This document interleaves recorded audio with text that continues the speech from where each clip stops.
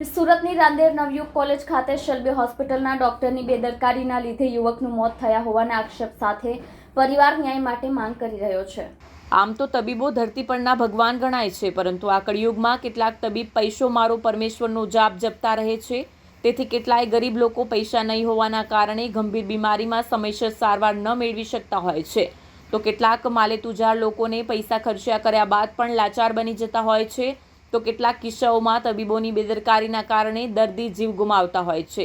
આવી રીતે રાંદેરની શેલ્બી હોસ્પિટલના તબીબ પર બેદરકારીના ગંભીર આરોપ લગાવવામાં આવ્યા છે।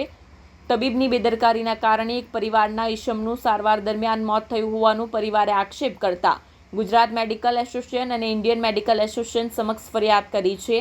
ઉપરાંત જવાબદારો સામે નવસારી પોલીસ વડાને પણ ફરિયાદ કરી છે। વધુમાં આજે પરિવારે રાંદેર નવયુગ કોલેજ ખાતે શેલ્બી હોસ્પિટલના ડોક્ટરની બેદરકારીને લીધે યુવકનું મોત થયા હોવાના આક્ષેપ સાથે મૃતકનો પરિવાર ન્યાય માટે માંગ કરી રહ્યો છે। મારું નામ છે સોનલ પટેલ।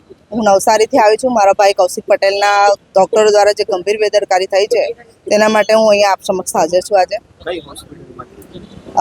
નવસારી ખાતે INS હોસ્પિટલમાં મારા ભાઈને પેટના દુખાવા સાથે અમે દાખલ થયા। ત્યાં જે નવસારી શેલ્બી હોસ્પિટલ ખાતે ડૉક્ટર જેની ગાંધી જે શેલ્બી હોસ્પિટલમાં છે અને ત્યાં આવે છે વિઝિટ કરવા, એમણે મારા ભાઈને ઇન્જેક્શન આપ્યું હતું, જેના કારણે મારા ભાઈને પેટની તકલીફ અને પગની તકલીફ વધી ગઈ હતી અને પગ બંધ થઈ ગયો હતો। એની વધુ સારવાર માટે એમણે અમને નવસારીથી અહીંયા સુરત શેલ્બી હોસ્પિટલમાં દાખલ કરાવેલા અને મારા ભાઈના એ દરમિયાન એ લોકો એક અઠવાડિયાની અંદર 7 થી 8 ઓપરેશનો મારા ભાઈના પગ અને પેટમાં કર્યા હતા અને એની ગંભીર બેદરકારીથી મારા ભાઈનો પગ ગુમાવ્યો છે। એણે પગ કાપવાની વારી આવી છે અને અત્રે આ બધી સારવાર દરમિયાન મારા ભાઈને 14 ડિસેમ્બરના રોજ એનું મૃત્યુ થયું છે।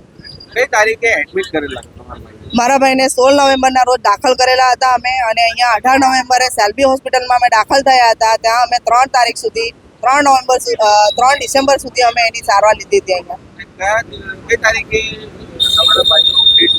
મારા ભાઈનું 14 ડિસેમ્બરે ડેથ થયું છે અને આ હોસ્પિટલના જેટલા બી ડૉક્ટરોની બેદરકારી છે એના માટે મેં 1 મહિનો ટોટલ હોસ્પિટલમાં આંટા માર્યા છે, રખડી છું। ત્યારે મને ખ્યાલ આવ્યો કે મારા ભાઈને જેની ગાંધી દ્વારા જે બિનજરૂરી પ્રોસેસ શેલ્બીમાં જે થઈ છે એ વ્યક્તિ આપણે કહીએ કે બહુ ગંભીર બેદરકારી જે છે, ખ્યાતિ કેસમાં જે ભૂલ થઈ છે એ રીતની જ આ વસ્તુની અંદર બી ભૂલ કરી છે મને આટલા લેટ બેસવાનું કારણ એ છે કે મારી પાસે ફાઇલો જરૂરી જે હોય એ હતી નહીં। એ ડૉક્ટરને લગતા જે મારા પુરાવા મારે ભેગા કરવા જોઈએ કે મારા ભાઈને ટ્રીટમેન્ટની શું જરૂર હતી, એના માટે સુરત સિવિલ ખાતે ડૉક્ટરોને મળી છું, સુરતના બધા ડૉક્ટરોને મળી છું, એમના મારા ભાઈના કેસના રિલેટેડ ડૉક્ટરોને પણ હું એમના હોસ્પિટલ ક્લિનિકમાં જઈને મળી છું। અને ત્યાર પછી મને ખ્યાલ આવ્યો કે મારા ભાઈને આ વસ્તુની અંદર થ્રોમ્બોસ્ટોમી કરવાની જરૂર હતી અને આ મેડમે એને થ્રોમ્બોલાઇસિસ બિનજરૂરી પ્રોસેસ કરીને આખો કેસ બગાડી નાખ્યો છે।